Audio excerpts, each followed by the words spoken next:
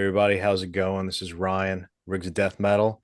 Today, my guest is Jordan, Blood Vulture, and as a lot of you may have seen, 2 minutes to late night. And Jordan, what's up, bud? What's up, dog? Great to be here. Hell yeah. Man, Talking rigs, talking death metal. Fuck yeah. dude, I'm so stoked to have you on here because, as a lot of people, I've been watching you since some of the first couple of tapings at the actual talk show format at St. Vitus and everything. It was so cool. Miss miss having them at that place, Yeah. which we'll get into all that too.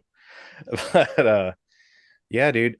First and foremost, for people that have been watching you for a while and are into the new Blood Vulture record, let's talk gear a minute, man.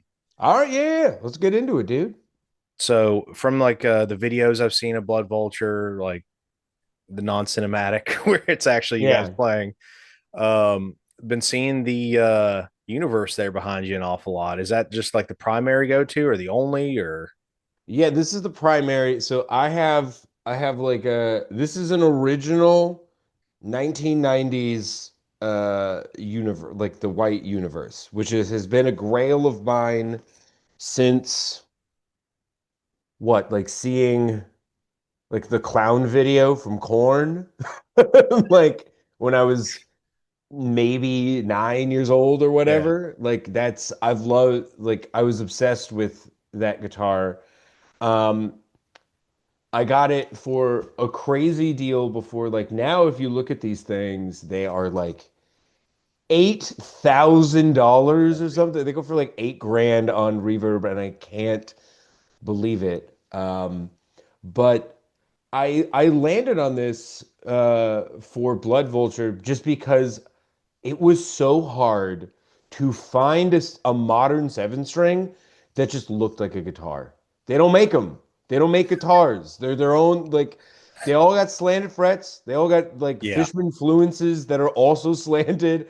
The body shape looks like a mini golf course. I just like finding, like, that's fine, but that's yeah, just not the vibe. I just like it took forever to find like any guitar that was available that just had regular pickups in it, normal yeah, frets, and just was at minimum Strat body shaped. I was looking at spending like 2 grand for like a new one, like just yeah. an Ibanez AZ at the time that I got into these, and like or just played a seven for the first time. They were like 2 grand. And I was just kind of out of my budget, and I just eventually hunted one of these down. It all kind of started with we did a giveaway from Schecter to like help raise money for the rebuilding of the pit recording studio Oh from yeah, Taylor Young's place. yeah. Um, he like it was a really tough situation, and Schechter was generous enough to donate some stuff for us to help him raise some money. That's cool. And one of the guitars they sent to me, or they were like, "Is there anything you'd like to try?" And I was like, I've never played a baritone." They were like, "We don't have that. Here's the seven." And I had made fun of seven strings my whole life, because I was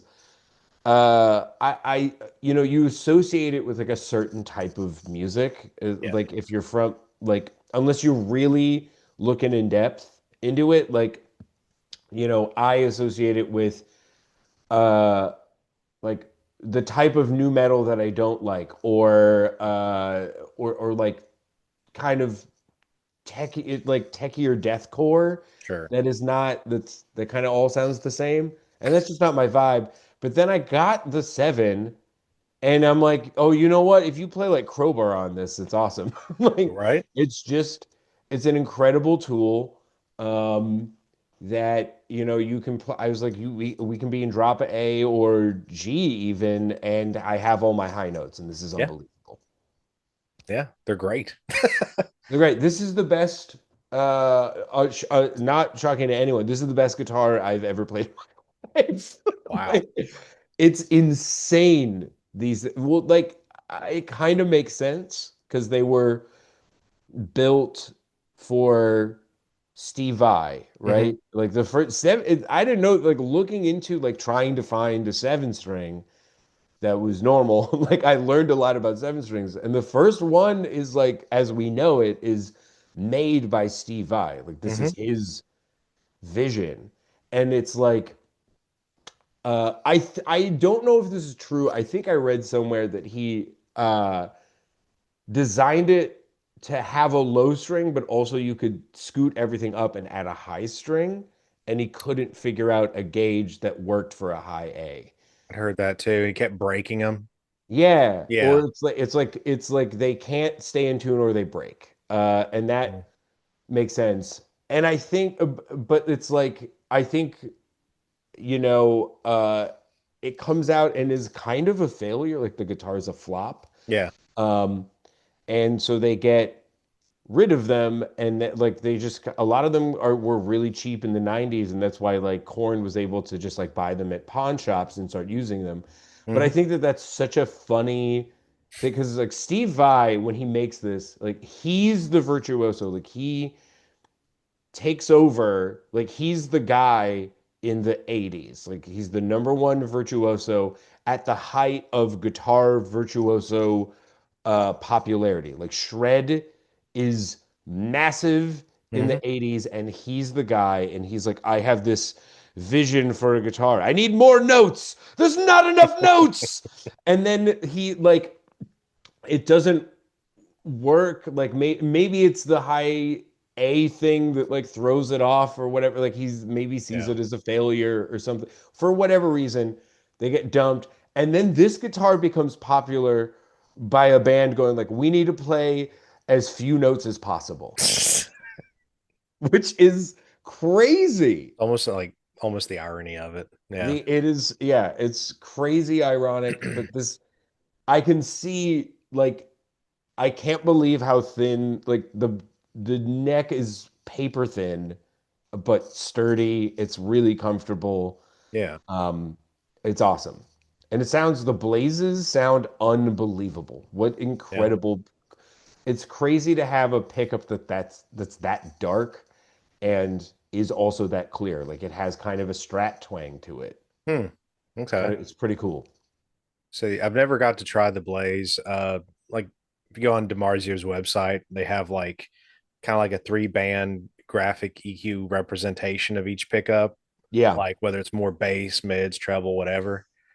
And the way they have it displayed, the Blaze makes it look like it'd be like all low end and nothing else. Dude, it's so fucking low. It's crazy, but Wow. you can hear like you can like hear clarity. Like I can like there's a lot of like I need a lot of texture and note diversity for Hmm. Blood Vulture stuff, and you get that from it. And I think it's Wow. because of the the Fender adjacentness of it all. Interesting. Never would have guessed that. Me So neither. for some reason, like Ibanez is of course associated with having like the wizard neck, and it's just like a super flat, like wafer thin neck. Yeah. Somebody was telling me that there was something a little bit different about the universe neck, like maybe it was slightly rounder or something, but I don't So know. I think so. Or because it's bigger than like the regular 90s like Wizard RGs, but it's Sure. still this one is super thin. I have I got myself like as a backup, I got a newer like Universe reissue Hmm. from I think like the late 90 or like the I think it's from like 2005. And yeah, the neck is bigger and rounder, and it also has like you have this is the original. I think Korn actually changed this, like because it has the nuts, or Hmm. I guess like the screws for the nut is in the back right here, Yeah. and they kept like famously those snap.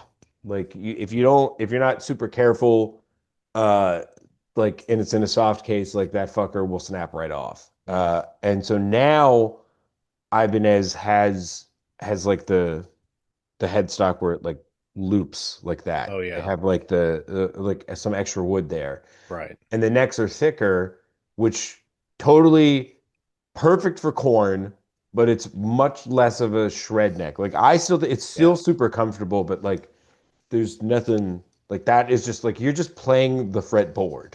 It's crazy.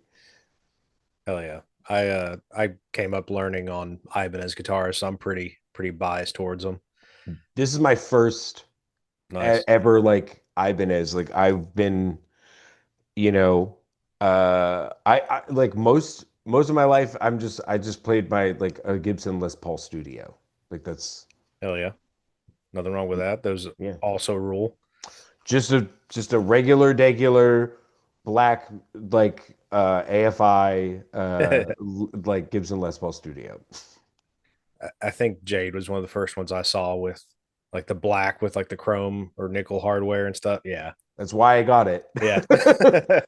Well, it's like, you watch, it was cool because like at that time, a lot of bands that were on like MTV, like they all had like LP customs or whatever. And you're like, that is a price point Yeah. that is unattainable. Yeah. So like to see him play that and then you like go to the guitar shop and you're like, it's like $800.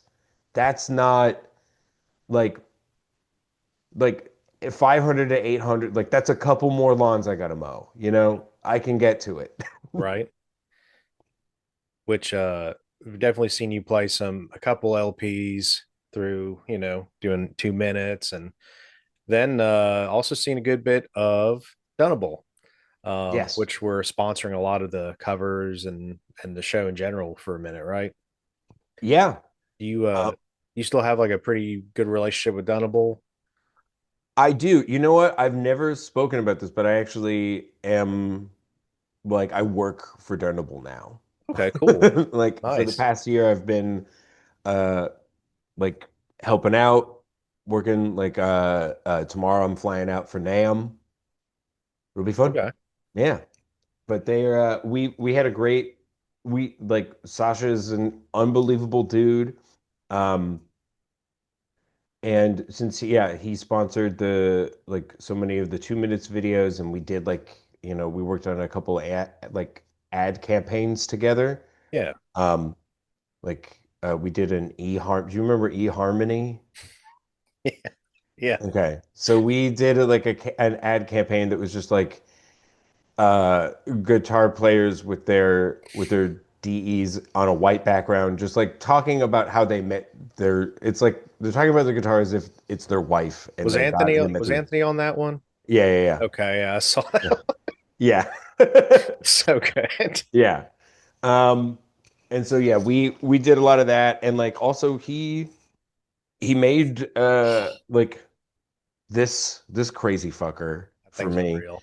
This is the cool, like this is actually a DE because we were like there was a minute where we were gonna do like a run of like DEs of these. Hmm. And it plays unbelievable. And it really speaks to the quality of like the import series over there. Like Yeah, it's really crazy. You're really like when you're paying for the US shop, you're paying for quality of wood and like, like better pickups and just like the real personal touch, but like really the design is the same. Like the sure. quality of the build and everything it's really like it's cool to see that Dunnable cares about creating a good affordable instrument. Like they're trying to hit a price point where it's actually feasible for like newer musicians or younger musicians to actually be able to get their hands on stuff like this. Sure. They're yeah, they're popping up more and more. I've finally got my wish like within the last couple months when they finally started rolling out the Minotaur in a DE Oh yeah. series. That's what I've been holding out for, and they look so sick. Dude, they're really, really cool. I feel like the shocking thing with the Minotaur is it's so light. It looks like they're so thin. Yeah. And they're closer, yeah, they're closer to like they really are like closer to like the feel of like an SG without being super top heavy. They're not going to Nice. dive into the floor, but Yeah. they're light and they're mean as fuck. Hell yeah. Yeah, dude. So going to your Blood Vulture rig, amp wise, what are you running right now? So live, I am running the RG 300 from SNK. I don't know if you're familiar with SNK stuff. Yeah, I demoed a couple of his amps, like the Ampeg Yeah, clones, but I haven't I got to love try those. the RG one yet. RG1 is my that right now it's my favorite. I like have dabbled between that and like the bludgeon, but I use the RG because of the like the clean channel Mhm. ability. And it's also yeah, again, like I'm doing like so much of my sound is like Sammy in the 90s. Nice. So it makes a ton of sense. Those amps are incredible. They're solid state. They're 7 pounds. I Yeah. mount the amp head like on my pedal board. Like I just plop the whole thing down and it's just getting pushed by a Dybbuk. It's got a ball gag on there.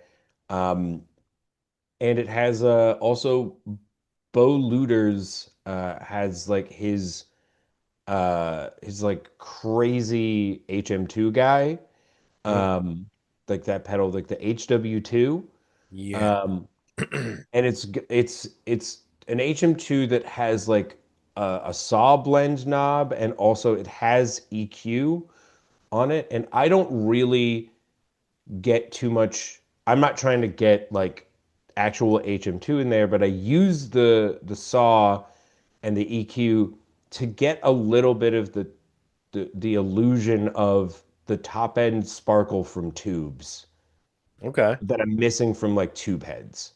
So I Okay. get a So little bit some of that back in there. almost kind of like a presence Yeah, control a little bit. which the like the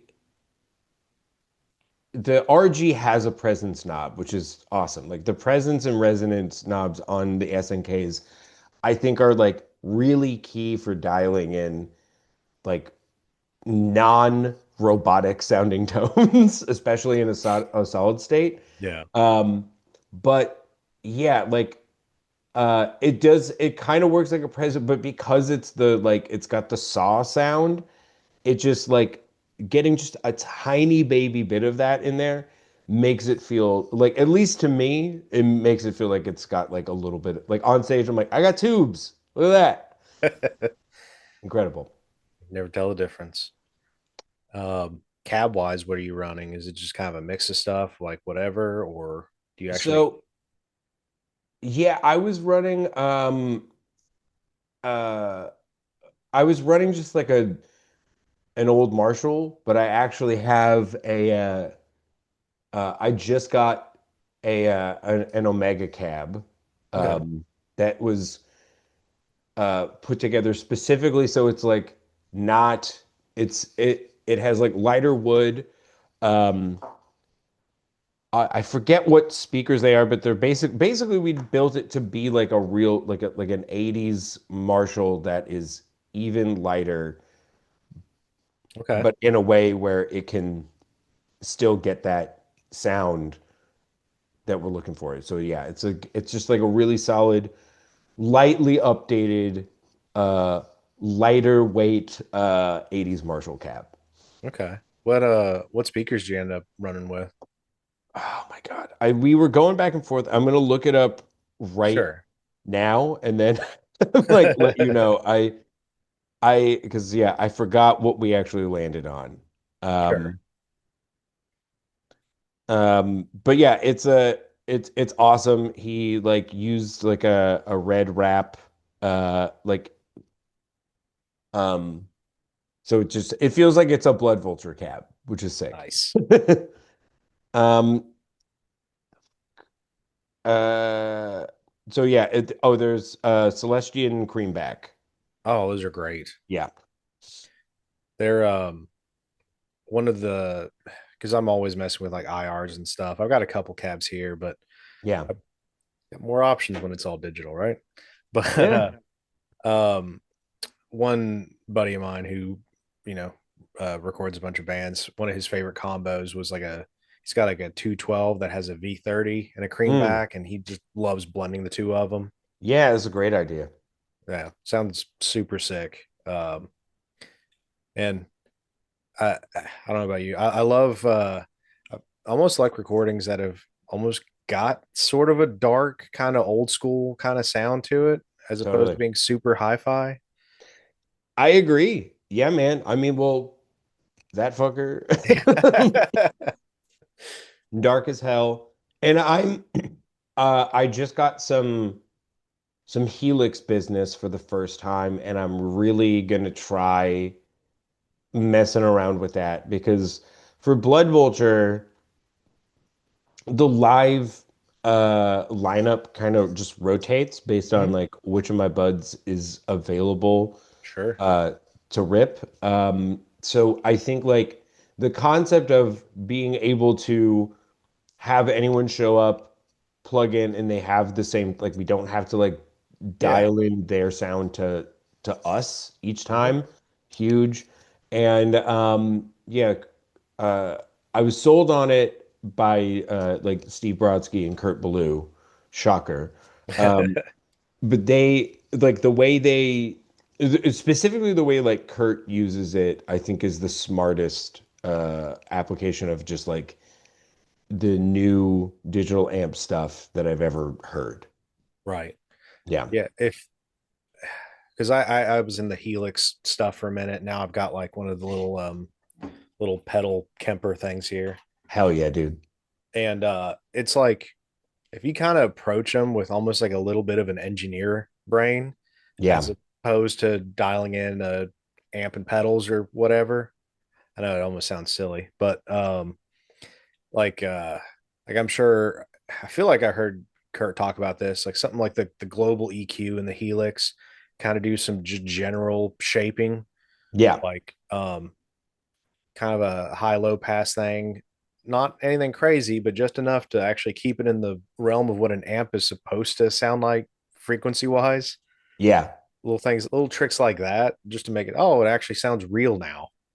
Totally. That like that aspect is huge. He also told me he like dialed in his sound to a live recording of like Converge. He didn't try to make it sound like his Smart. records. He like it just played back one of the more recent like Mm-hmm. board record like whatever Yeah. of Converge, and then he was like, okay, this is what my amp sounds like in a room, so that's what I'm gonna try to achieve. And that way, like I feel like I don't want to spoil a potential Kurt Ballou like Oh, Rigs of Death Metal down the road.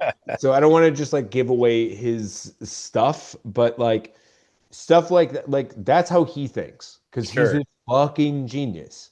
And it's Yeah. also like he was the guy where it's like, okay, Kurt Ballou is on IRs now. Yeah, There's dude, probably something there. There's got to be something. for sure. Um, I've kind of used him as like a bar for a lot of things like that as well. There, Totally. there's been too many guitar heroes that I've looked up to that have integrated stuff. Like Bill from Mastodon was integrating Helix stuff into his rig like years ago, and Yeah. Axe Effects. Dweezil Zappa and Steve Vai and Devin Townsend using Axe Effects is like that was kind of enough for me. You Totally, man. know? Like if they're doing it, or like I mean, dude, they got like Andy Williams, like he's got his new band. They sound Yeah, fucking huge. And like, dude, he's quadded out. They got Big Andy, dude. That dude, really. yeah. Dang. Andy for the longest time was the biggest like, yo, Oh yeah. I can't look like I have a Game Boy on top of a cap. I can't do it. But I don't know. He's like they sound good enough now, Like, and Mhm. it's why not? Right. Yeah. No. I don't know. I guess it varies, but for me, as long as I was running through a real cab, I didn't really care about the rest of it. Like Mhm. I could get pretty convincing, at least enough for me. Um, like this is gonna seem like blasphemy, but I sold a Revision F 2 channel dual rectifier, and I know I You got my sold it? All right. No, but that's fine. Whatever. Whatever. I kick myself sometimes for it, but I'm like, it broke down all the time, and like I've definitely have gotten like 95 point something percent close to it. Well, I'm like, here's my belief is these these amps that we don't really make anymore. Like you Mhm. can't get a lot of these like older amp sounds in like newer builds. At least like not for what we want from them. And Yeah, it's like they're not built for the road. They'll like if it's hand wired, like dude, you're fucked. yeah, Like if something goes down. yeah, Um, but it's like these can be like those should be reserved for the studio. Like for sure. with like amps and building the tone and play like there's gotta be I think that it's like it's really cool if you can replicate exactly what you did in the studio to the stage, but I don't think that that should be everyone's goal. Like I think the studio like creating a record is a different thing than what your live show is. I think that they have to be two different things. Um, or else it become like then it becomes like too much of a game, and I think you limit yourself on this on stage uh, and in the room. Like Hmm. you should be able like if we're recording music and we're not if we're not all playing live Yeah, and that's the record and we're like overdubbing and like all the way that every single modern record is made like dude we should be doing impossible shit. yeah, true. Let's why are we not like it should be about the it should be all about human performance but it's human craft in that space. Like Right. I think it's about going unless like the band's like unless the challenge of the band is to see what you can do uh and it's all created uh as a piece. Like Mutoid Man is like that is a band where the challenge is like how much like we're gonna craft a band that like we're gonna try to get as big as we can while being able to replicate exactly what we do live. Like Sure. on the last Mutoid Man record, Steve told me, and this was insane. Again, I'm ruining another guy's rig run, like rigs of death metal, but like he's not death. Mutoid Man isn't death metal. It doesn't fucking matter. But like, he has one signal. It's one guitar signal, the whole fucking record. There's no overdubs, there's no anything. It's one Jesus. like every guitar, if you're hearing guitar on the record, it's one guitar performance. He was like, we can like use as many cabs and as many pedals and like all this shit in the studio, but I have to be able to like it's him playing like they have like a DI of it so they can add more shit Yeah. afterwards if it's like, oh, you know, we actually needed something. But he's performing once on Wow. every song. And that is fucking nuts. That's a cool Yeah. challenge though. Like Oh that's the yeah. game of it. Yeah. I don't I think there's a lot of guitar players that probably couldn't. And especially like I guess it depends on a lot of factors, but yeah, there's a lot of guitar players that either couldn't or just would never even attempt to do it. That's It's he's very brave. yeah, And shocker, Steve Brodsky's pretty good at stuff. like like uh my old band, we tracked our little 3 song EP thing and we did live room tracking, which was kind of weird for a thrash band, but Yeah. um, even then, it was like each song was three takes that was just kind of pieced together, like the best take of each section, kind of thing. That's sick though. It was pretty cool and different vibe, you Right. know. And I haven't done it since, I always think it'd be cool to do that again sometime. But like even then, I couldn't imagine just like nope, one and done, like going real old school, like where they just had one shot and that was it. Yeah. Well, I think they did like multiple takes of each song, but like every Yeah, it's like sure. yeah, the it's just like to not to for it to be a three piece and it's like yeah, we're not doubling a thing. We're not doing anything. Like it's like there's one guitar signal, there's one bass signal, and that's it. Wow. Crazy. Crazy style. Um I think that I think there is music that should be record I think if you are in like a thrash band or like an 80s to early 90s style hardcore band, like that's how you should do it. You Hmm. should like it should be like it should be like what's the bit like Hold His Life where it's just like yeah, it's all like maybe three takes and that's the Yeah. album or whatever and like that's insane but I think that that comes through and it's like that's kind of uh what's special about that kind of like music that like switches BPMs like based Oh on yeah. vibe or whatever um but then there's stuff like my like with Blood Vulture, I I was like, this is a studio, like it's me by myself. So it's me plus drums. So it's me figuring out how to do everything. And I was like, I don't need at the time I was making like writing the songs, I was like, I wasn't even thinking about playing it live or anything. I just wanted to make the most interesting thing that I could for myself and like play around and then figure it out later. And I think that that is like that's kind of like it's two different things. I don't think that you should um expect that from a project like this or like I don't think that like you Paul Bearer or whatever should be limited to just like you get a take. Yeah. Yeah. I'm like, no, dude, they need to redo everything with 7 amps. Yeah. They just They sound need to, enormous. they sound enormous. It's Yeah. awesome.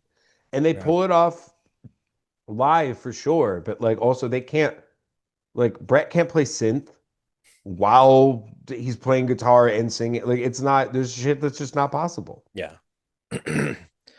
uh sorry. No, you're fine. But man, for Blood Vulture, something I wanted to kind of get into a little bit. What are some of the influences that go into writing something like this? I know you've thrown out like Crowbar, but it's definitely underselling it because it is just Yeah. such a, and we'll get into this too, from a lot of the covers and everything that you've done throughout 2 minutes. I think everybody can pretty much pick up that you have a very wide breadth of influence. Yeah. So like let's go into like the inception of Blood Vulture. What was the initial inspiration for wanting to do this? It's like I want to combine this, or Yeah. So initially the initial idea was can I do Alice in Chains style close vocal harmonies over like 90s Morbid Angel. Like that's the inception point is like can I start there and then see what happens? And the reason I wanted to do that was I was thinking about it and I was like why does every band that's inspired by that is really inspired by like everyone loves Alice in Chains, but every band that's like trying to do Alice in Chains, I'm like sucks. Like it's and I think it's that they try to they don't really get they focus on like the grunge or the rock and of that they assume Alice in Chains is, and thus they end up in this space that's like butt rock. You Yeah. know, like it ends up in a butt rock space. And it's because I think people forget that like Alice in Chains, no grunge band thinks they're grunge. They don't know what that is Yeah. when they're writing it. Or like Soundgarden, Soundgarden and Alice in Chains are just trying to be heavier Black Sabbath. They're trying to do Black Sabbath or like more evil Led Zeppelin. Like the goal is a darkness. Yeah. And like that's what makes their songs so special is there's just like uh these these close minor key harmonies or whatever over these at like when you really listen to it, these are heavy fucking riffs. And then there's just happens to be like a real uh a big relief of a beautiful chorus in there. Hmm. And I was like, what if you just like step like, all right, let's push it as far as it can kind of go and see what happens when you put that kind of harmony over like odd time signature, low as fuck, like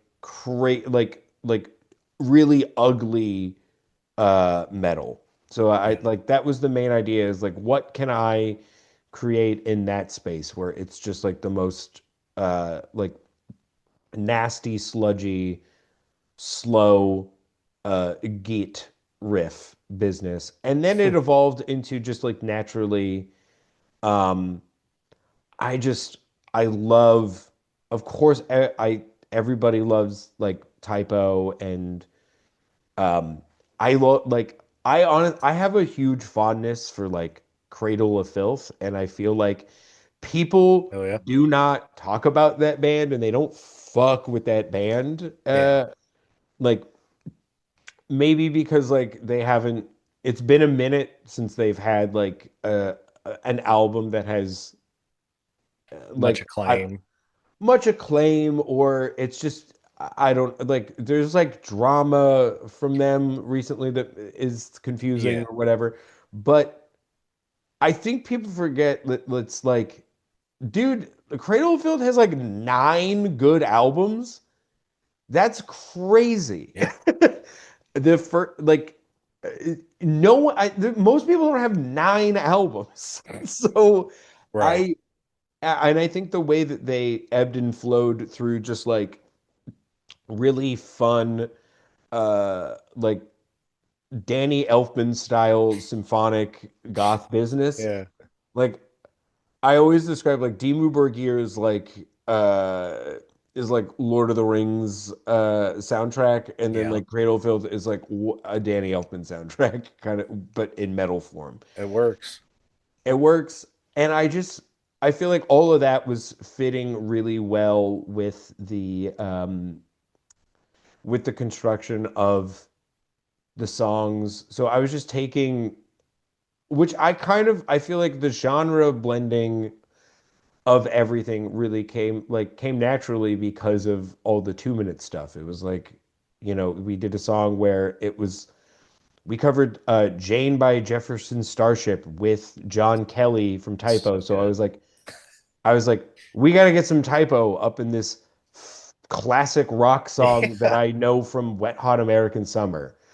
So I think that just kind of naturally uh, became a part of the became a part of it. And I wanted to do typo stuff without sounding specifically like I'm doing. I wanted to construct stuff that felt like it, but I was like, I don't want to soak the guitars, and I don't want to do Pete's voice Okay. because that is not.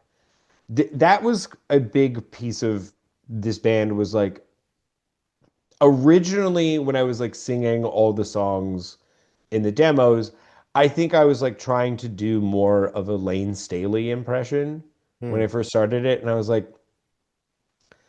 let me sing this with no like try to sing these parts with no inflection on my voice, with no whatever. Like, let's try to get just my what I sound like out as opposed to like an impression of somebody. And I think that that was like it took a little bit for me to figure out how to do that because most stuff like I didn't sing in a band ever. I've never done it. Really? Uh, I've never been the singer. Um, it's only been for 2 minute stuff, and everything like on 2 minutes is like I'm kind of doing an impression of whoever we're covering. Like if we did this the David Bowie cover with Marty Friedman, and it's like I'm gonna try to sound in the ballpark of Bowie, Yeah. or whatever. So I figuring out how to like how to have this idea like to take the composition but not do an impression of something was a fun exercise. Let's call it Sure. that. Which, side note, I will say your voice lends very well to like any kind of Glenn Danzig vocal, Yeah. and Thanks, man. and I'm pretty sure that your Walking on Broken Glass cover got inadvertently got my entire household addicted to Annie Lennox. So thank you for Yes, dude. that. Oh my God. Like even my Dude, 11-year-old, like it's nuts. It's yeah, the whole house. that's so cool. So like I got into uh like I got into Annie Lennox from like her prop like I knew Eurythmics and I'd Sure. heard Broken Glass and stuff, but I got like addicted to her solo album from going to like uh like alternative drag shows in Brooklyn. Like just punk like crazy drag like I became like friends with like these queens who would host like RuPaul's Drag Race viewing parties in the city, and then they invited me to their like uh, drag shows, which were just like punk performance art. Like it was some of the craziest shit I've ever seen in my life. Huh. One time, uh, and like one of the queens would do just like an unbelievable like just lip sync to a cut like to Walking on Broken Glass or like a bunch of other Annie Lennox songs.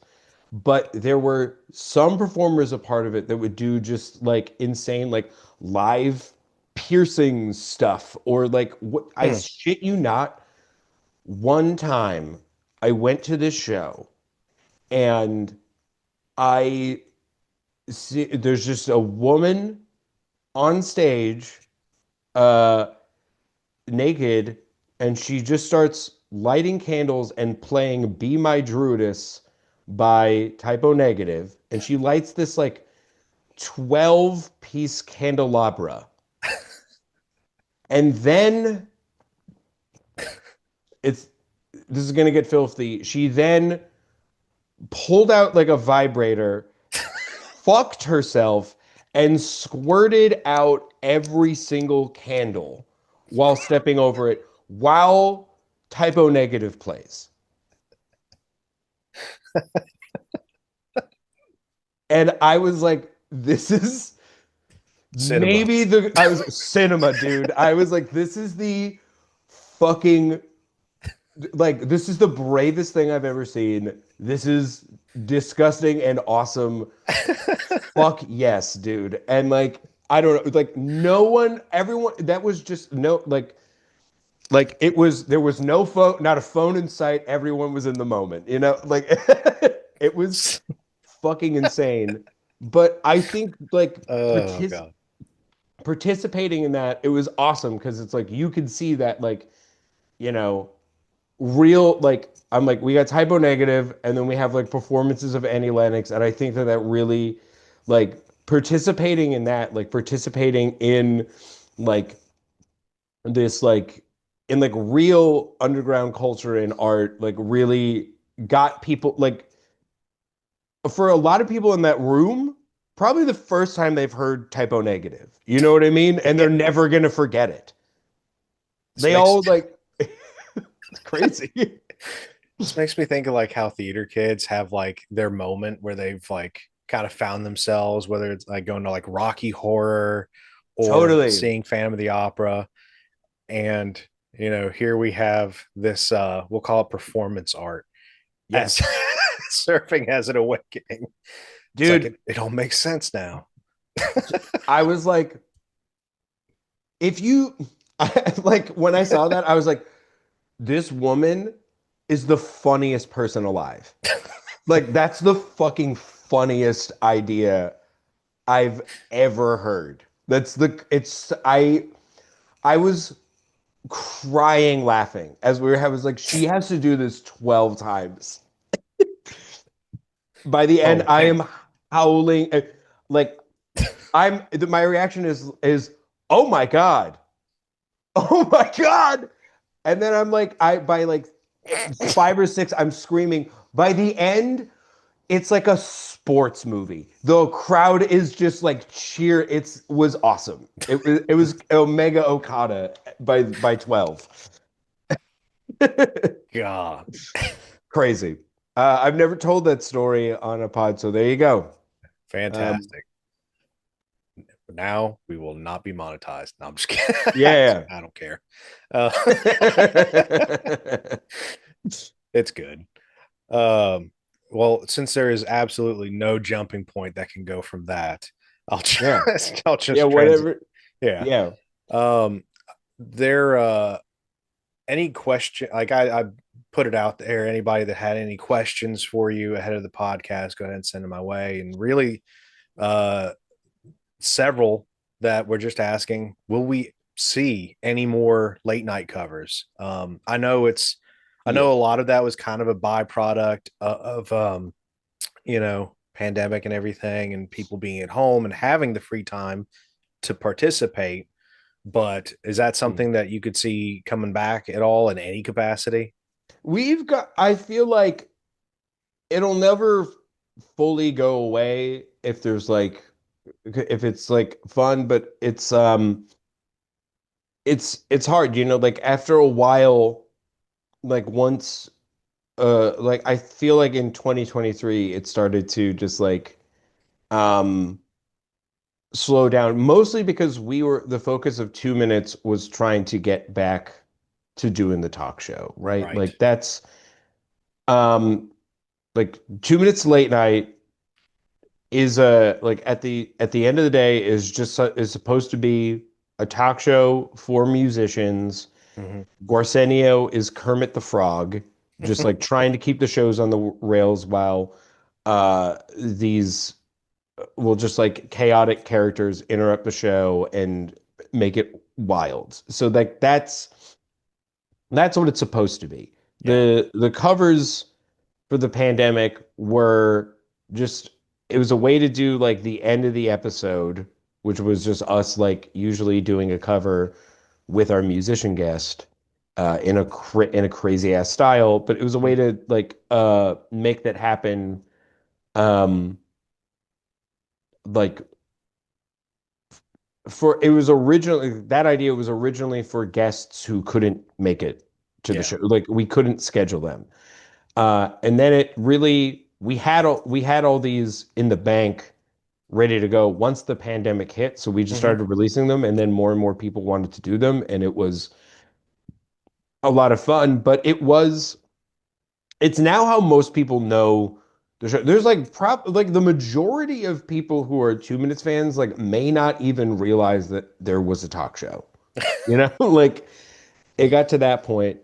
But for me, it was like, yeah, we're trading water until we get back to doing the Hmm. thing.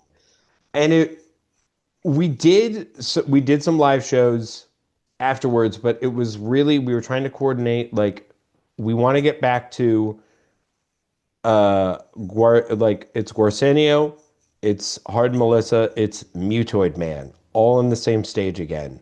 And he said, like on stage, say at St. Vitus, like that was the big thing. And because there was so much new stuff and people like moved like no one from the show like really by the time like live stuff came back lived in Brooklyn anymore. Mhm. You know, like I it was kind of just me and event and it became difficult to get everyone together. Um it's like especially with like Mutoid Man had the lineup change right before the pandemic and so like there like that was kind of confusing. Like we had never really talked to Jeff about like if he wanted to be a part of like Yeah, 2 minutes, which he did. He did a bunch of 2 minutes covers, but we were like, you know what? We have never really talked to Jeff about like whether he'd be comfortable being on stage in that capacity. being like And the it whole just house band and all that. all that. So, and it just like every time we did a live thing, just one person was missing. And then when St. Vitus closed, I was like, I really just this it was a huge it's a devastating blow to me and the New York music thing. Like I think everybody who plays in a guitar band, like it feels the loss of Saint Vitus the place. Um, it just the scene has not been the same. It's been like we're going on 2 years now, and it's a bad feeling. And we don't there's like I don't know, like like our local scene is really taking a huge hit from it. And like I also as like without St. Vitus, like I don't really know what 2 minutes to late night is because I don't know. Like St. Vitus to 2 minutes is like it's like New York City to a rom-com. Like it's a character too. Like it really but it is. Like that space, I don't know, like we had done it we did 2 minutes in Gramercy Theater, and like that was fun, but it felt like too big of a product. Like I don't, I we miss. There was a bunch of shit we couldn't do because it's not like a dirty punk venue, or it's not just like a black box, like a really well done black box, like performance space. Um, and like that it's fine like us traveling and doing it was always a goal but it was always like we need home base Yeah. and now without it it's just I before we get back to actual 2 minutes um I have to think of an idea that would be comfortable for us doing the show where it really will still feel like it's got to feel the same. And no option we've talked about has felt the same. Yeah. Um, and with covers, like I'll absolutely do some whenever when I have an idea or something that's inspiring. There might be some stuff in the can, but you know, it's really like I've talked about like I've covered like with 2 minutes like eventually there's covers on the channel where I'm not a part of it mostly because I've covered like every song I've ever thought about covering on there's fucking 80 of those things, A lot.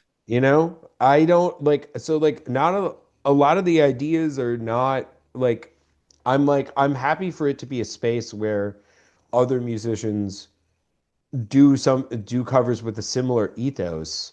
um like when it was like all the like late 90s early 2000s hardcore guys covering each other in Hmm. different groups and showing each other respect like that was awesome. Like a Splitsville that was cool but yeah it's going to be slower output um from now on, mostly because I did all the I did all the covers that I've ever thought about. Sure.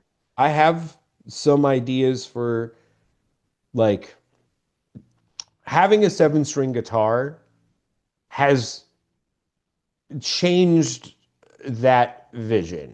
Hmm. Like it's opened up ideas for new covers, but they're not necessarily gonna be 2 minutes covers because this is like the seven string is a tool for Blood Vulture. So Okay. like Blood Vulture, like just like having the extra scale and like the way I play the seven is different than I play at like it's a complete it's insane that just one extra string makes it feel like a completely different instrument to me. I think about songwriting differently when I have it. I don't know if you feel similarly. Absolutely. Um, I've I don't even know if you can see in the background. I've got a few guitars laying around in here, and a seven string Ibanez RG directly to the right of me off camera Hell here, yeah, dude. and it's completely different modes for different styles. Even if it's like two different death metal songs, they're going to wind up completely different. One's going to feel more like a Tucker era Morbid Angel Yeah, versus like something like Decapitated or whatever, you know? totally. Well, like when I mentioned corn earlier, but this is really like I when I saw that I had an opportunity to grab one of these, uh, like for not $8,000, like a normal human being price. Yeah. Um, all I was thinking of is like I'm like that's the Rutan guitar. Yeah. That's I'm a huge Eric Rutan like Domination is my favorite Morbid Angel album. It has become it. It always was like for a long time it was Covenant, but it's kind of like I think Domination became my favorite, kind of like how Black Rose became my favorite Thin Lizzy record. Like Black Okay. Rose by Thin Lizzy is the Gary Moore record. Like it's Mm, Scott and Gary Moore playing guitar together. And there's just like, as a guitar player, listening to those two motherfuckers like yeah. trade off. And like also it's kind of fun. It's like fucking Irish West Side Story Yeah. with like just shit bags. It's fucking awesome. Uh but like that's kind of like Domination with Trey and Eric, Hmm. right? Like they're but there's something to the two of them playing together. It was like a controversial album when it came out, but I feel like it still feels to me like I like the way that they riff together. Yeah. And I think the groove focused songwriting on it is a lot of fun, and that's what I'm taking the most of. Like it feels like an album where it's like every other song they were like, what if we did God of Emptiness every other track? And I'm like, let's go. Dude, God of Emptiness is such a jam. Um, That's my favorite Morbid Angel song for sure. it's definitely got to be up there for me. I'd have to really sit and think about it, but I know that I mean for like most people, that and Where the Slime Live were the first two songs I ever heard. So it's always going to be kind of like the initial impression sort of thing. Um, Totally. it's one of those bands that I think it depends on the age that in which you Yeah. got into them at. Because like if I interview anybody older, they're going to Yeah. say Altars or Blessed, and anybody that's like 30 or in their 30s or younger is going to be like the Tucker era with the seven string, more groove oriented kind of hmm stuff. It's interesting. I think like they had sevens on Domination and Yeah. Covenant, didn't they? Yeah. Yeah. But yeah, it's more they're making like You Got Nothing Is Not with Tucker and whatever. Oh, yeah. And Right. it's making the biggest use out of the sevens for Yeah, sure. for sure. Um Which I Gateways is awesome too. oh dude, such a sick record. But they it's so funny. Like we there's a song on Blood Vulture called Gray Morning. Hmm. And that's the hardest song in the record. Like it's just It's the only track where I was like, what if it's just wall to wall death metal riffs that I like? Me kind of lifting, like it's it's got like a section where I was just like, what if I'm just doing like there's a riff where I'm like, I want to kind of do the chorus of Wolverine Blues really fast right here. And then there's Okay. definitely a part where I like the breakdown on the song is 1000% inspired by Where the Slime Live. It's my idea for it was like, what if it's like Where the Slime Live, but there's like a little bit of like a John Christ riffage Okay. up in here, like transitioning everything. And live when we'd play it, like we would we would go into Where the Slime Live. It like after the actual breakdown, like we would stop, uh we'd scream Where the Slime Live, and then we'd play it. Hmm. But I think because like one of my drummer does like a really stupid guttural like during for Where the Slime Live, I think it's like audibly it's not clear what is being screamed.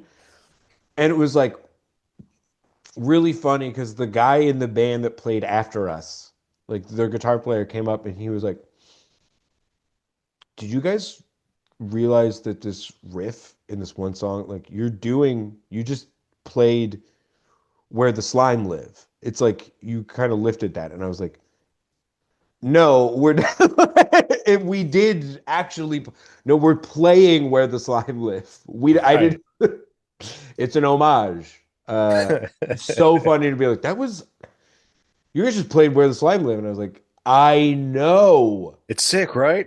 It's sick. Good song. I like it. It inspired. I like it. Right. That's awesome. It was wild. But yeah, I um you brought up Phantom of the Opera like earlier, and it's funny because like there's so many songs like which we did 2 minutes in London a few years ago, and it was fun. We did like a last minute party.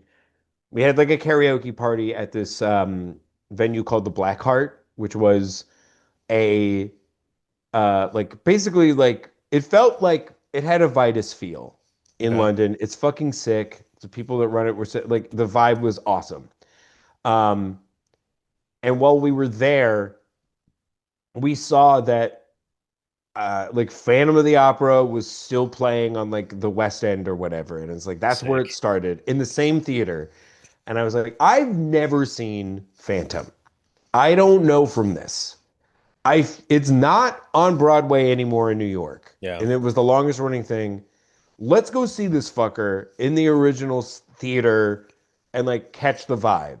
That And would I be fucking had, sick. dude, I was fucking hooting and hollering. That show was fun as fuck. Hell Like, yeah. I'm not really an Andrew Lloyd Webber guy. Like, he's a lot. Yeah. Like, Yeah. what is Cats? But fucking Phantom was so sick, and it absolutely bled into the album. Like there's a song called Entwined on the record that is a duet between me and Kristen Hayter, who is lingua ignota. And she is, if you haven't checked her shit out, it is crazy, dude. Okay. Like her like it is what it's like while it's like some of it's I call it like it's like opera's about trauma, and she has like there's a record called Caligula that is like part black metal, Hmm. part like industrial noise, part like just crazy esoteric classical music, and she's just like she's a genius. She's my favorite vocalist, and it was a ton of fun to do that song with her. Okay. I'll Um, have to check this out. it is fucking weird. And then she made this album that is like based on like it's like it's based on like old like religious like Shaker Quaker folk songs, um that's still very operatic and beautiful, but like her goal on the record was to create distortion without like electronics. So the whole thing Hmm. is just like her like fucking with really old instruments to get a distorted sound, and like with the mics, and like she does this thing where puts she put like silverware on a piano to get it to distort. And it's Huh. like it's so interesting. I describe it as like it's like the reverse of Jane Doe, where Jane Doe is an album where like everything is peaking and distorted, like it's distortion as we know it. And like Yeah. this is like the reverse of it, where you're hearing just like the mics are clear, there's no amps, there's no anything, but it's like Yeah. creating distortion out of like pure authentic. It's so Yeah. crazy. It's super cool. But yeah, I made her like essentially sing like a Dracula duet that sounds like Phantom of the Opera with breakdowns. Like That is so sick. it was so fun. It's super fun. The la Talk about the Dracula duet though does make me think about Forgetting Sarah Marshall a little. Oh, I writing the album, I wasn't not aware that it is the This is the Dracula musical from Forgetting Sarah Marshall. You're hearing it. That's what the record is. Hell yeah. It's that with guitars. And it's because I read like I while writing this music, I my girlfriend and I moved, and we are 1 block away from our library. We're 1 block away. Okay. And I walked by like we've gotten like pretty kind of community oriented or whatever, and a lot of the events are held like in the building that the library is in. So we're there, and I'm walking by the library all the time, and it looks like I'm like seeing that they have like a cool like the it looks like a cool space. Like they have like they're recommending like cool like really good books like Hyperion. Like I'm like that's at the Okay. beginning of the thing. I'm like, "Oh, crazy." They're recommending like weird sci-fi or whatever. And I go in there and I get a card for the first time since I was like 10 or whatever. And I start getting into like I check out Dracula because I was like, you know what? I've never actually read Dracula.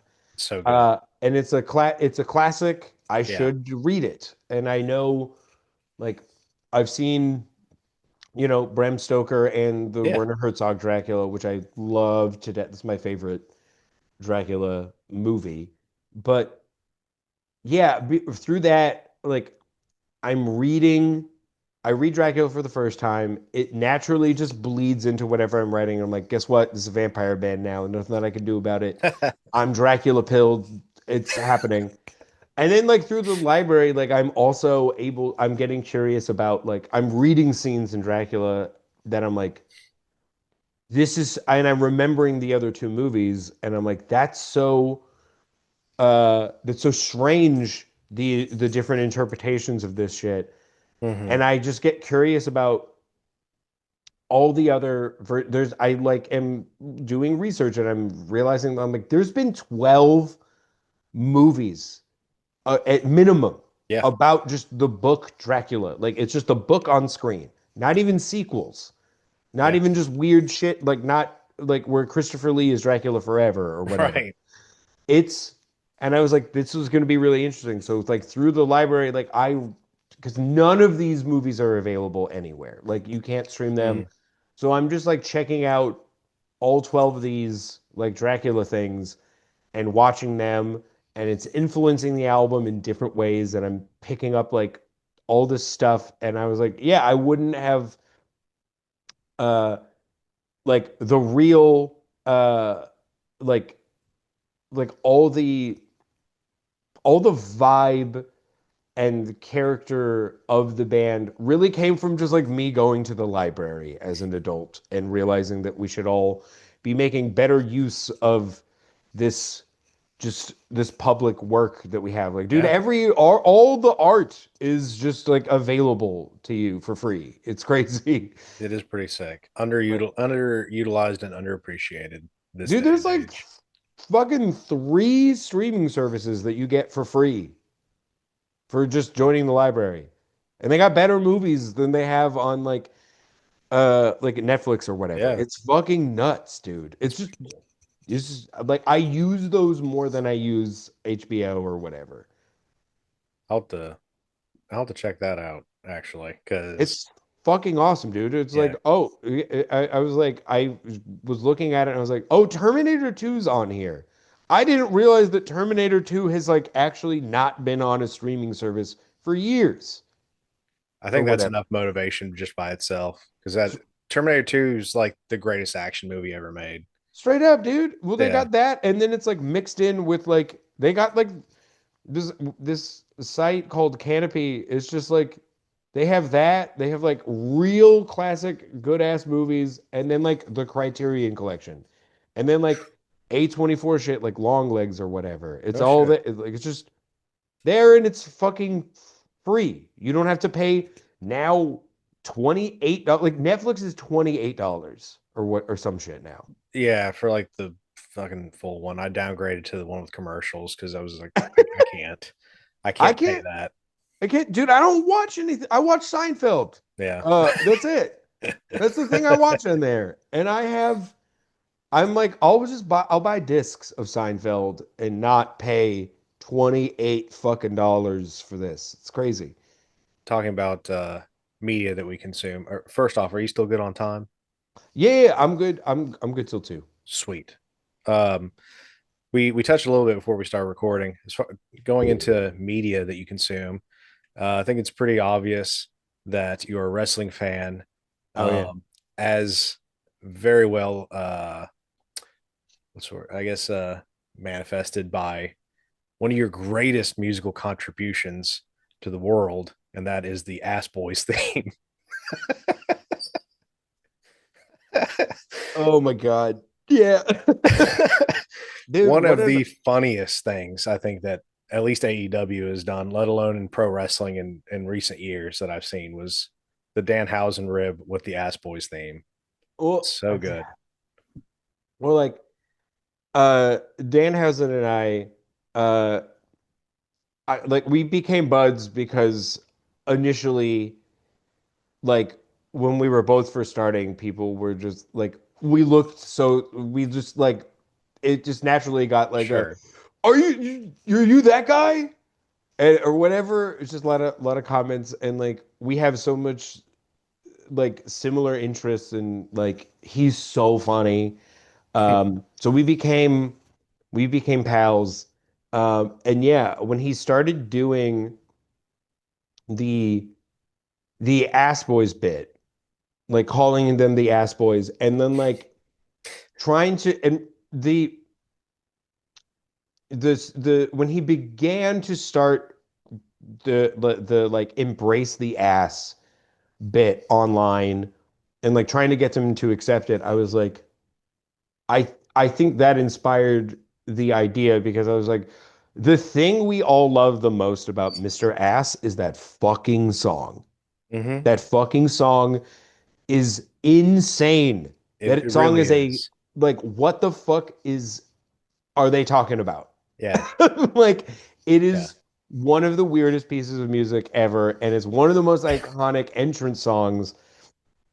And I was like, I I think I wrote like just like 10 seconds of like the idea of just I think I just like wrote the chorus and I was like, what if and I pitched it to Danhausen was like, what if you like what if we just like did a sequel to the Mr. Ass theme song Yeah. that is for them. Yeah. Uh, and you tried, and I didn't have an idea for like what to do with it. Like he came up with like the segment, but I was like, this the only thing I got is I think I have an idea for a Mr. Ass sequel based on this thing that you're doing. Yeah. And it was a I feel like it was just a stream like the lyrics to the Ass Boy song are or just to the Mr. Ass theme are a fucking gas leak. They're just it's just nonsense. So I tried to just like write also that way. Like the lyrics are just first draft, like don't think about it too much, like references to the original song, and I had such a good time. It was so fun. Seeing it played on Forbidden Door was crazy. Wild. I was Like, like, this is a prestigious event. yeah. And the and it's the debut of the Ass Boys song. Crazy. I I don't know how many I don't know what the Venn diagram would be of like people that are as big a fan of 2 minutes late night as well as Attitude Era Wrestling and AEW, but Hmm. like Small, I've discovered. I would imagine. So I haven't met anybody that appreciated the Ass Boys theme quite as much as I did. And I had like, Oh shit, thank you, brother. oh, absolutely. When I say it's one of my favorite things that I think that you've put out, it's up there with the record. Like I mean it. It brought me so much joy. And yeah. It's also Actually, Oh, sorry, go ahead. I was gonna say whenever I did the post with just your picture or whatever, asking if anybody had any questions, it was like I had it selected. It was gonna be the Ass Boys theme to pair with it too. You should. I was like, no one's gonna know what this is. No one like those who know like enjoy it, and that's like what is important to me.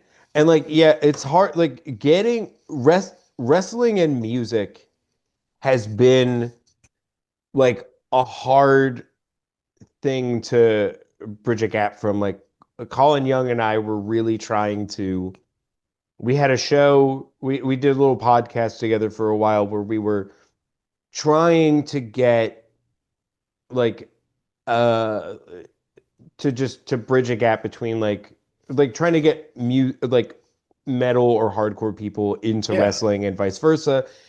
And it's just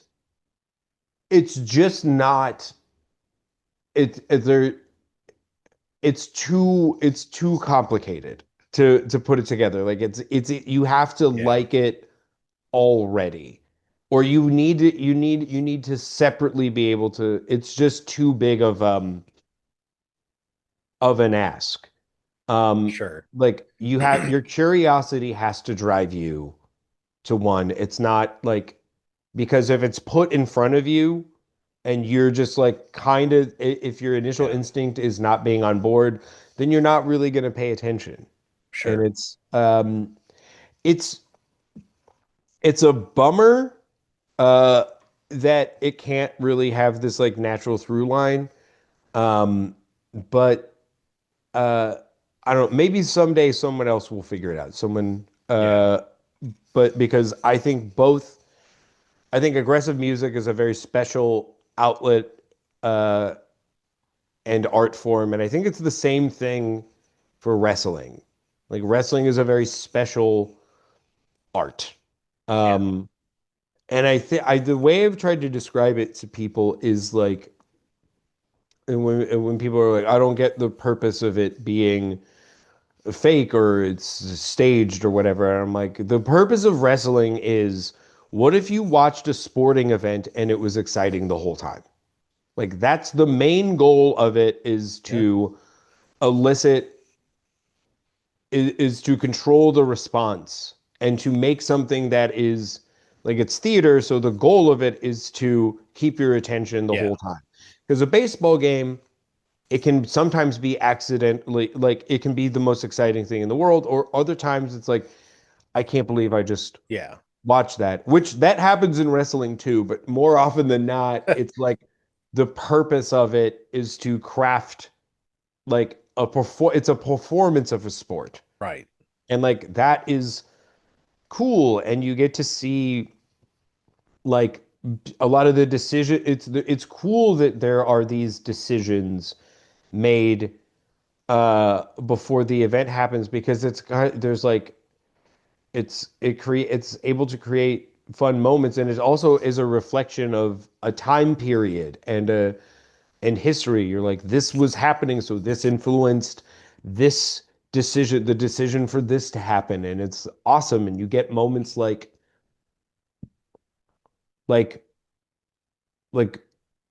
there's three big moments in wrestling I think that are like only wrestling can have these. And number one is Daniel Bryan, WrestleMania 30. Yeah. You cannot have that in any other sport because you don't know from backstage politics Yeah. or it's keeping someone from like becoming the number. Like if you're good at a sport and you're there and you're already in the big league, like you're just gonna get there or Right. whatever. It's gonna like the talent is gonna happen. And like you like knowing that it's one person keeping you from the Super Bowl, like that Yeah. we all everyone watching knows that that's what's happening. Yeah. That's special. That's only wrestling. Same thing for Kofi Mania at like Mm. 35 or whatever. Hmm. And I think and then Hogan and Sting in 1997. Only wrestling. Yes. Only wrestling could blow their own biggest uh like match for like it's staged and it was the height of popularity of wrestling and it was the biggest going to be the biggest match of all time and they blew it and like it's crazy that is an Yeah. only wrestling can can fuck that up. It's amazing. They can either craft some of like the most memorable moments or just the worst train wreck, Yeah, like Jeff Hardy versus Sting, yeah, TNA. I can't remember. incredible, Yeah. I don't even remember incredible what was stuff. that, No Way Out or something, or I don't even remember what that pay-per-view was called. I remember watching it and thinking, what was that? But Straight up. yeah. But touching on bridging the gap um with like metal music or even specifically hardcore and wrestling, Yeah, I'd like to think that some guys like Brody or Malachi slash Alistair and even Bray with like having, Code Orange do his last couple of theme songs. Um, a little optimistic part of me would hope that people would kind of get curious at least about heavy music, or even Andy. He's got a pretty heavy theme, you know. totally. Well, But yeah, Andy, I feel like Andy starting to wrestle was the moment where I was the first time Andy like someone films on a phone, Andy going into a ring and power bombing some dude. I was like, okay, um, this the like there's a very specific section of people who are going to start paying attention to this. And then the second biggest moment was uh Tommy and Alistair Malachi Black coming out on NXT to Incendiary, like to a yeah, song by Incendiary. yeah, Huge, huge moment. And then Brody, I think, uh is the best possible uh like icon to get people into aggressive music in some hmm, fashion because he's singing his own theme. yeah, And I think it did. I think there's no way that it didn't get people paying attention to aggressive music and so, or dipping their toe into it. hmm, But I think it's still like it's going to be a slow burn. And because the show, like the music, even of modern wrestling, is so of a very specific time period. Yeah. Like the sound of wrestling is still very much like it's just 10 years behind like where we are. So Sure. like while the two like 2000s wrestling still sounded like music for pay-per-views and shows, and most of the theme songs Hmm. sounded like, you know, Saliva and Yeah.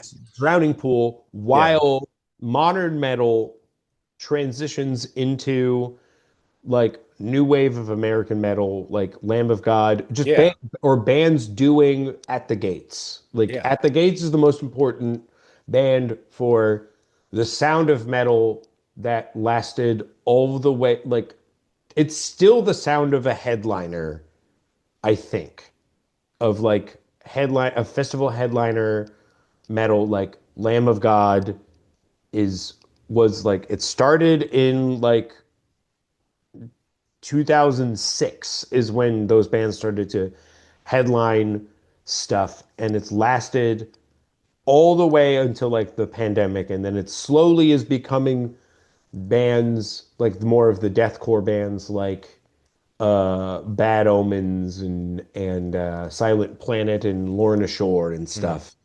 And now it's kind of that stuff. Right. But television wrestling, like the riffs and everything, like it's still guitar riffs and shit, but it's stuff that's more inspired by like Lamb of God and Killswitch Engage and stuff. Like that's still the music that they're that wrestling in general is looking at. So I think until it catches up to the uh like it's not it's going to be a couple more years before it ends up in the Lorna in a space where like someone can even listen Yeah. to a Lorna Shore or whatever, Yeah. and something that's more or Knocked Loose. Like eventually, I think once wrestling catches up to Knocked Loose, like then I think they will like appreciate the gateway of Sure. that like Brody opens. Yeah.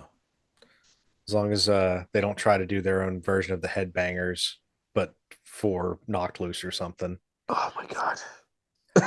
So That was so crazy. What a weird thing that was. it was. Um, I know you got to run here soon, so I'll just kind of Yeah. speedball you the last couple things here, just into one question. Or Um, whatever you want to do, man. well, I could probably we could probably sit and chat and bullshit for like another hour or something, but I usually wrap these up with kind of asking people what their Mount Rushmore of bands and or albums would be. Okay. Um, I'm also going to kind of add a little footnote on there. Who's your favorite wrestler? Okay. Yeah, yeah, yeah. So, Uh, yeah, go ahead. oh no, go ahead. Oh, so my Mount Rushmore of like the bands that are most important to me, Hmm. I would say Thin Lizzy, um fuck. Alice in Chains, or you know what? Thin Lizzy, Soundgarden. Okay. Soundgarden is huge for me. Um, I feel like they are my favorite. Like I love Alice in Chains, but the weirdness of Soundgarden, like I think the most talented people in that whole sphere are Soundgarden. They have the best, they have the most creative guitar player because it's not about who can shred the most Yeah. in that space. He's the most creative. Holy shit, Matt Cameron on drums, Yeah. and Chris Cornell is the best singer maybe ever.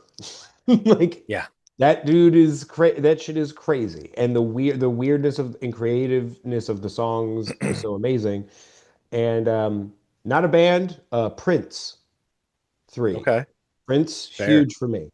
To be honest, the title track of the Blood Vulture album, Dying Close, is Prince and Soundgarden together. It was what if Soundgarden wrote Purple Rain?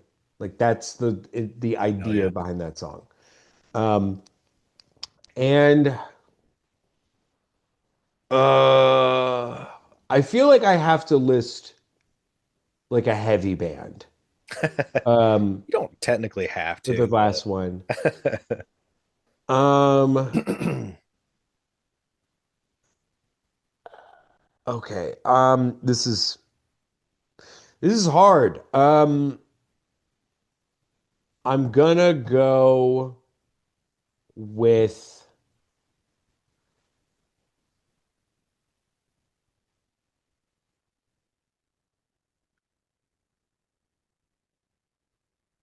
oh no. Oh no. I'm battling in my brain right now between um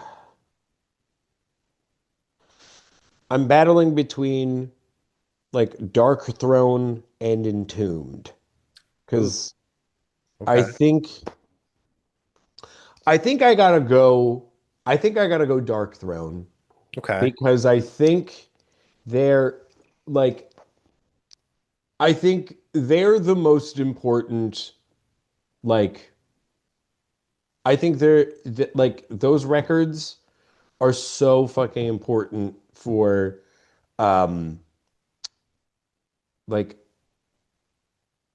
for metal mostly because like I think the theatrics and the vibe and the classical composition behind the aggression um in the just sort of like combining evilness with like theatricality is so important. And the way that that band has evolved, I think they are a better band yeah, now than they were. I hmm think like the more that they've turned into like kind of like this crusty black metal Motorhead is so yes, fucking sick.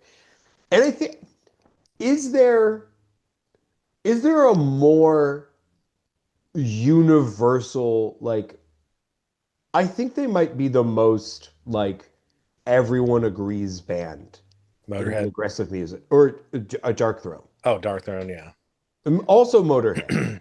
But like I like Motorhead is so beyond I think like everyone agrees on Motorhead like yeah, they're like a Target t-shirt band. You know, like they're the coolest yeah, one. yeah. That's Um fair. um and I love them. Like Yeah, we're all trying to be as cool as Motorhead. Uh, but by proxy, we're also trying to be as universal as like a Dark Throne. hmm I think I think that they're like you bring up Dark Throne and everyone's like, yes, of course. right. You know what the third band I was thinking of is Converge. That's a fair one. I think Converge these days is underrated.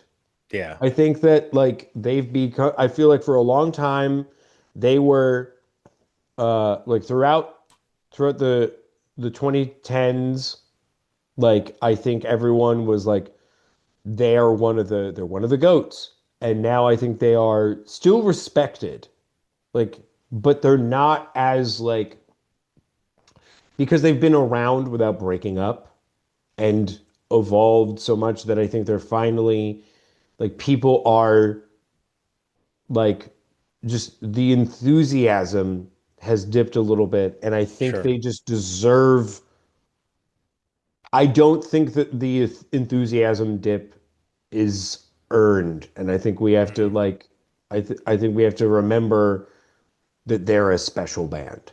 Yeah.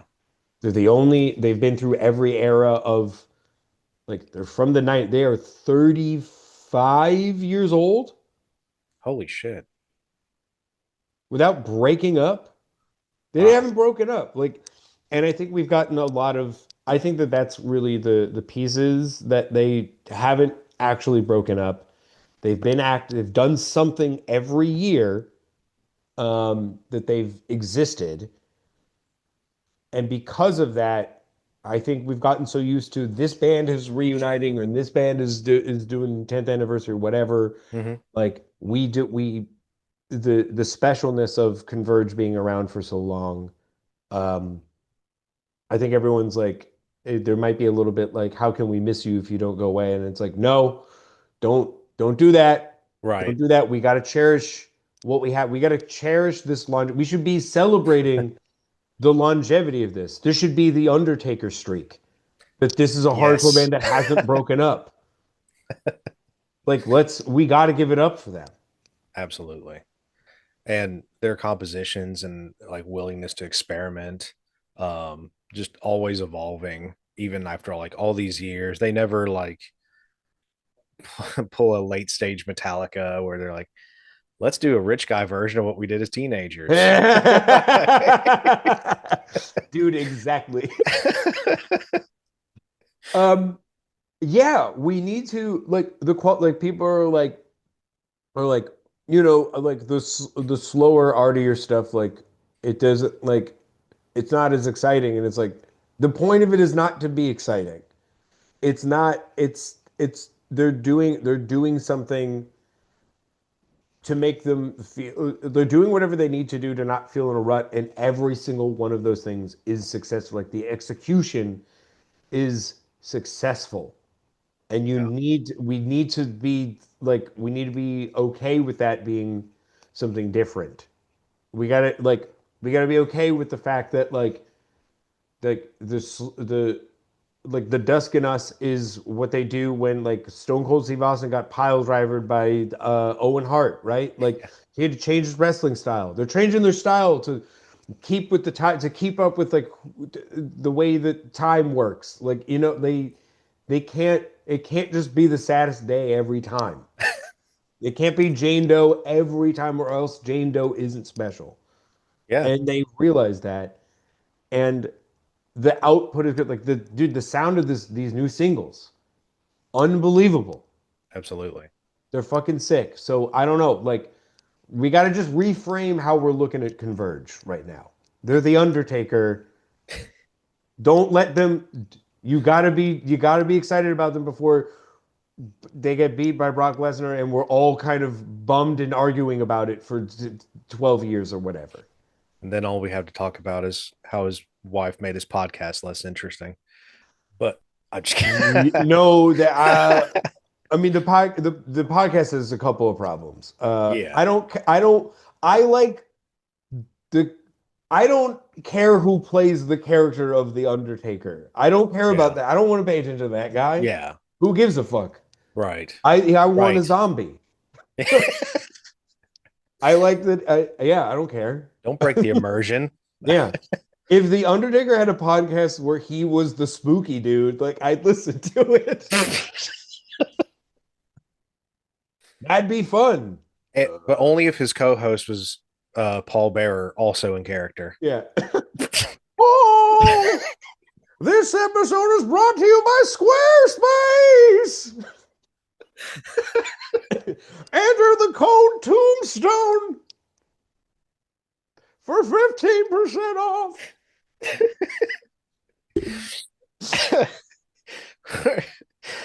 We want to thank our sponsor, Blue Chew. You'll be stiffer than the corpses we got in the mortuary. Oh my god. Dude, that shit would rock.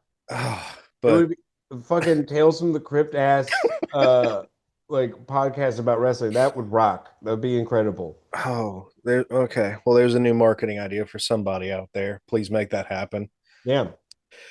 Maybe that can be our spin-off podcast. Who knows? Yeah, we fucking go. But with that same frame of mind with Converge, I think honestly that could apply to a lot of legacy bands and should be a lot of people's mind frame in general. That was very well said. I One thing that I think a lot of us get tired of hearing is how, a legacy band puts out an album and it's actually creative and original and they're doing something different and Yeah. not in a sellout way. Um, and people are just bummed that it's not the record that they heard when they got into the band again.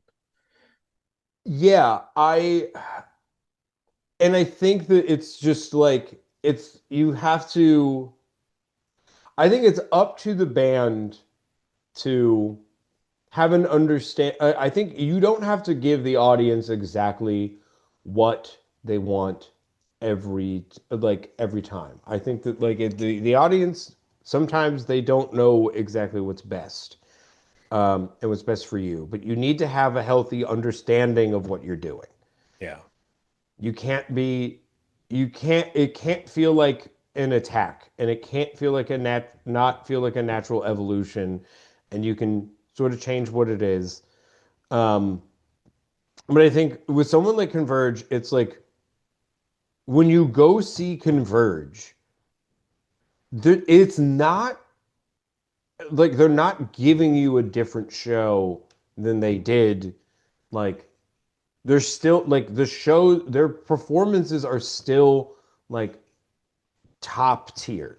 Yeah. Like, and they sound fucking awesome. They only keep sounding better almost.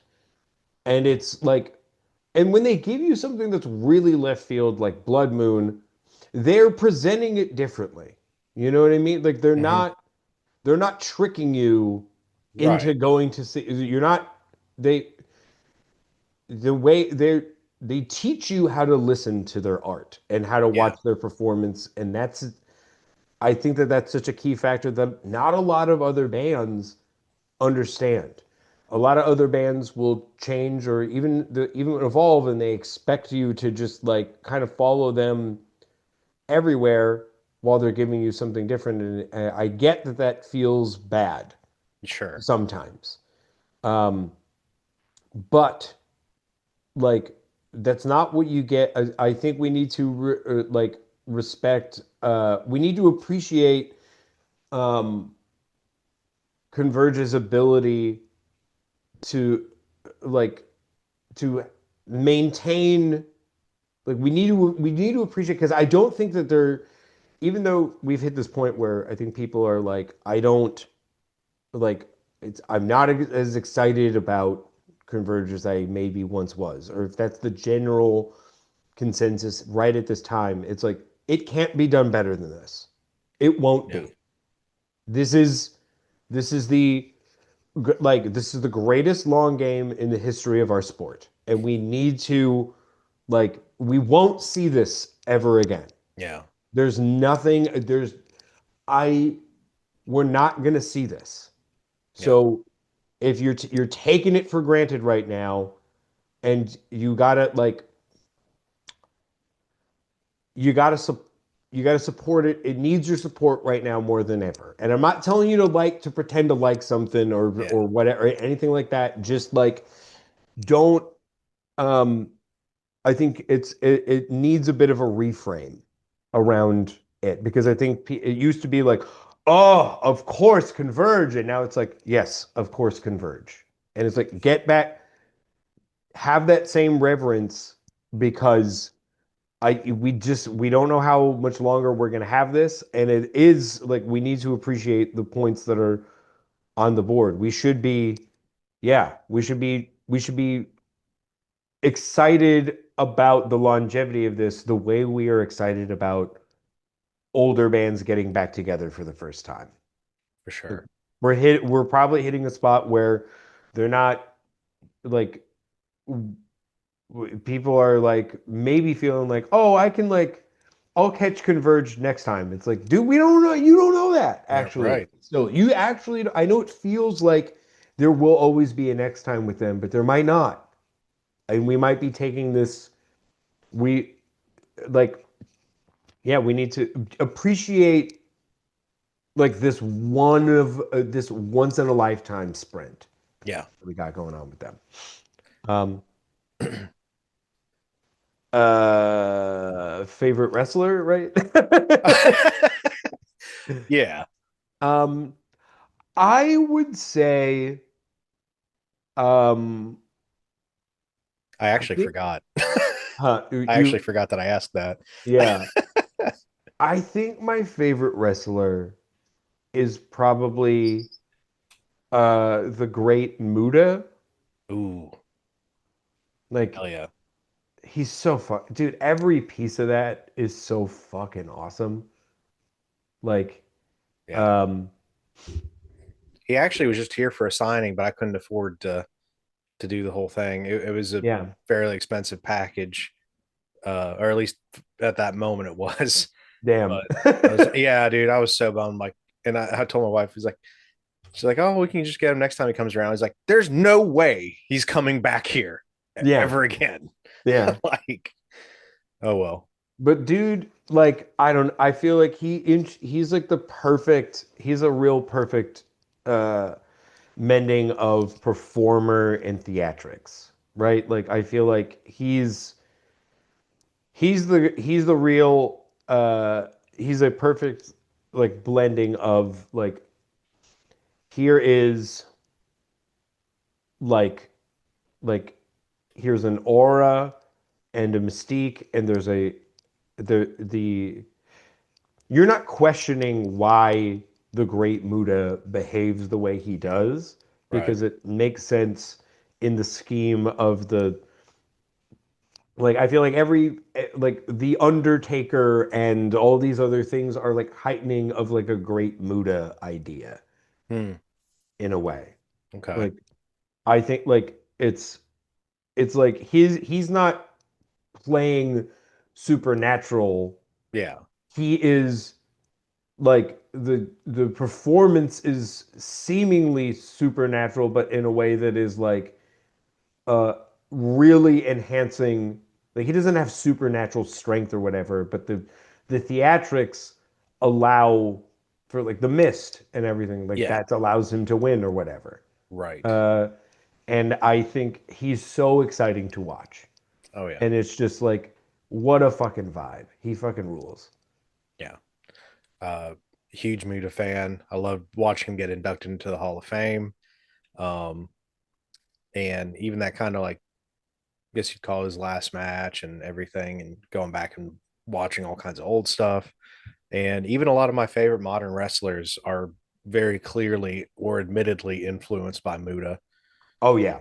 It's like it's like all my favorite current guys are either like Muta stands or uh really big fans of like Hanson and Brody or something. Yeah. Those are kind of my schools. No, But straight up, man. And like, um, I don't, are you, okay, let me ask you this. I gotta, like, are you watching like modern WWE? I, at all? I don't sit and tune in every Monday to watch a full episode of Raw, but I keep pretty up to date on current events, whether it's YouTube, maybe I'll catch an episode, clips on social media. I'm always pretty in the know what's going on between them and AEW. Hmm. Um, like I watched a thing earlier where McIntyre's champ now and they're feuding with Fatu, which I love Fatu.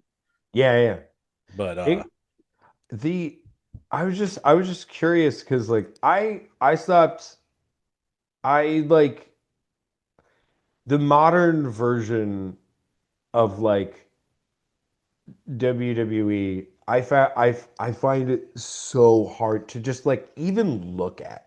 oh, it's on the whole overall pretty bad, or at the very at worst repetitive. Yeah, There are certain storylines that'll grab me, yeah. like the whole like couple-year long storyline of Cody Rhodes and Roman Reigns and the Bloodline. Hmm. That was pretty well done for the most part. Um, there's a couple performers that I'm just a big fan of, like Gunther and Jacob Fatu. Totally. Yeah, because Gunther's such a throwback. Like, Gunther's amazing. They have yeah, amazing dudes on there. Like my favorite modern guy was Penta, and he's over there. I love And I Penta, but my God, he's reckless. straight up, well, like Yeah, I like Lucha Underground. I think was the so was the good. thing that got me. Like that Yeah, got me into it for real. Like that, I was like I became like a wrestling like not a peripheral like yeah, will watch the Royal Rumble with friends kind of Hmm. deal. But like I was like, I am a wrestling fan now. Yeah. Um, but like I think uh yeah, just in general, like they have a lot of really good dudes. Like I love Drew McIntyre. I think Drew McIntyre is the platonic ideal of like what WWE has been looking for and put onto other guys. Yeah. Like it's like, dude, you finally have a huge dude who can wrestle really well and he has long hair, long dark hair, and like everything they want when Drew showed up and everything they wanted from Roman Reigns, I was like, you can just give it, do it with that guy. That's the guy you want. He's Yeah. right there. Yeah. Um, uh, but yeah, I was really into it, like I was really into the what, like I think I dipped after the Sami Zayn bloodline stuff. Yeah. I could see that. I was very much like y'all are missing it. Like Hmm. the Sammy, like I think the the Sammy, like could they pivot to Sammy for WrestleMania? I was like, you probably should have, kind of deal. Like everyone hated the ending of that WrestleMania anyway, so I Yeah. was, I don't know, but I feel like with like the prime energy drink on the in the ring.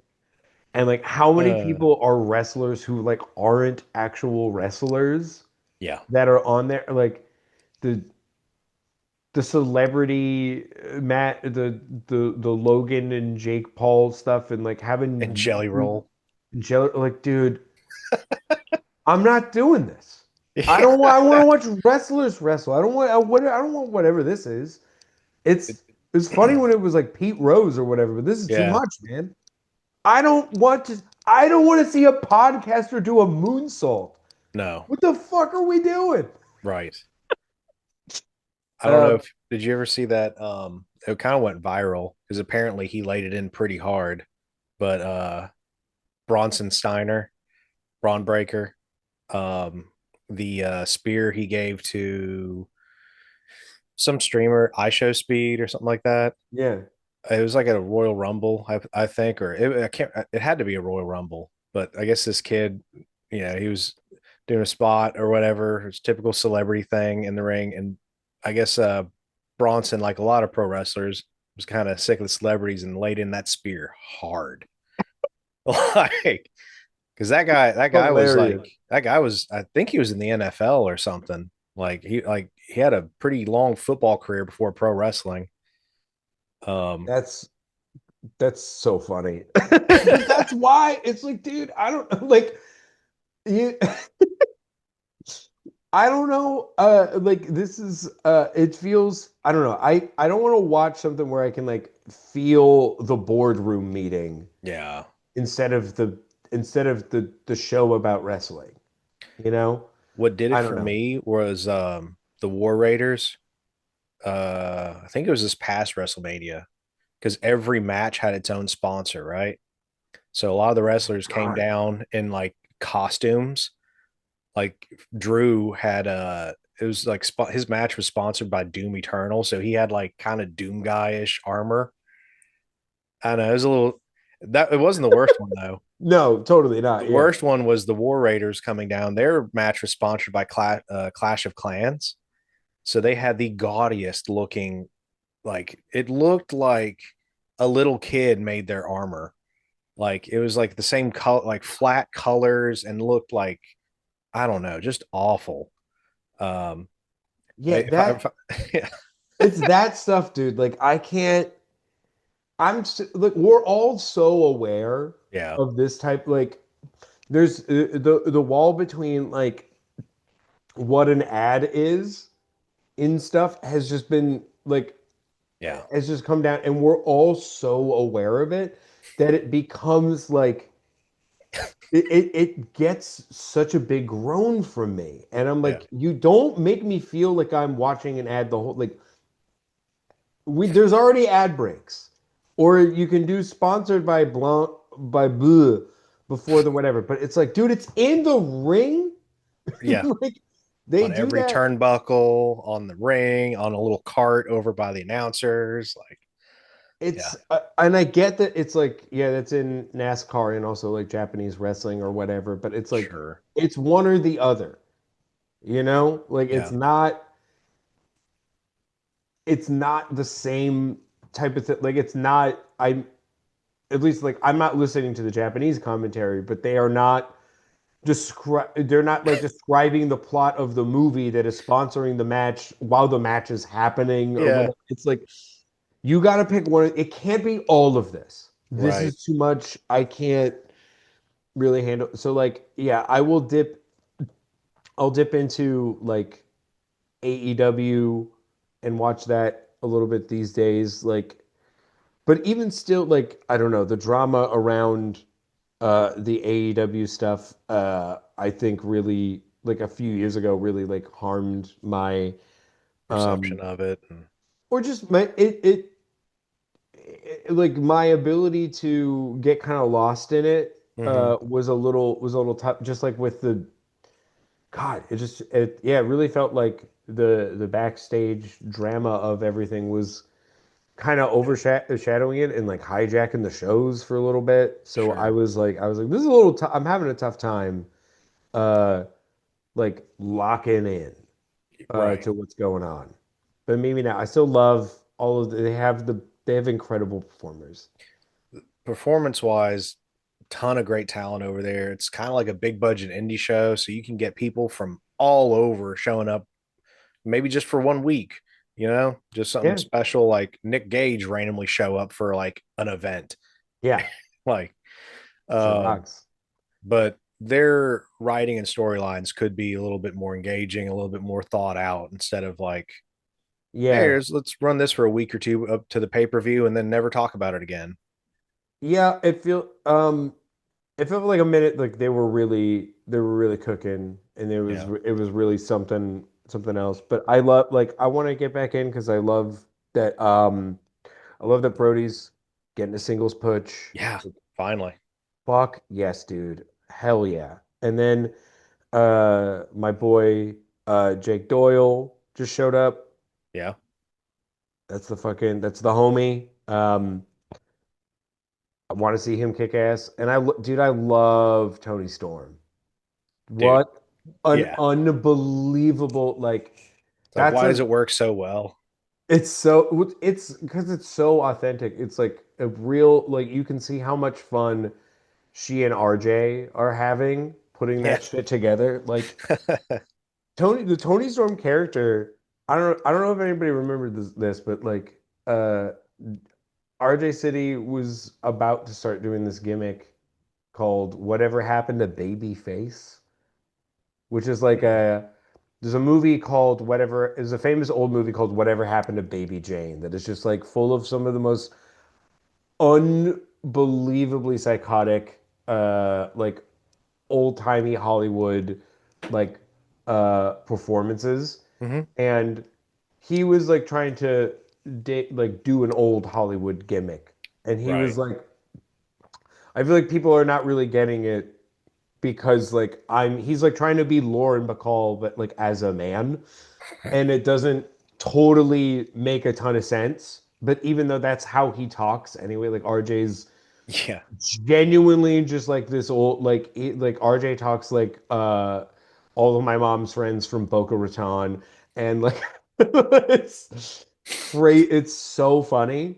And he when the, he him finding like Tony and being able to like infuse her with Mae West and like all this like super authentic, super fun like old Hollywood stuff, it totally makes sense. And I think that that is like that the key is they're having fun and it is like it's genuine. You like know when someone's gimmick is like really it's authentic, Yeah. right? Like you can tell when like someone goes like I'm a evil like when someone turns heel and they're like I'm fucking metal now. Like we can tell when you don't fucking listen. Like we can tell when you know what Chevelle is and Yeah. nothing else or whatever. Yeah. But like when someone has when someone has like a genuine interest in the subject that they're portraying, it works and it gets Yeah, over.